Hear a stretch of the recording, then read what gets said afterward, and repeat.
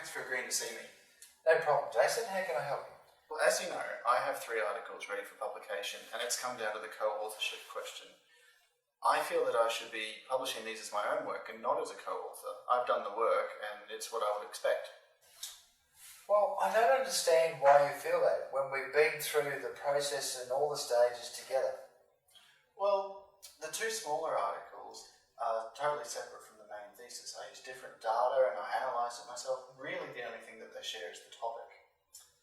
So the 2 small articles are using a different set of data and a different analysis? Yes, that's right. Okay, but you have to agree we work together on the main article through the process and the various stages. So what exactly are you asking me? Well, I feel that I should be able to publish at least the 2 smaller articles as my own solo work, as I've worked on these separately to the main piece.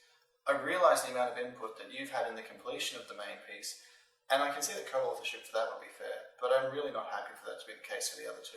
If the other 2 articles are your own work, I have no issue with you publishing them solo. But co-authorship for the main piece, which we have worked together on, was always the plan, so I'd like to keep to that agreement. Okay, I'm happy with that arrangement too.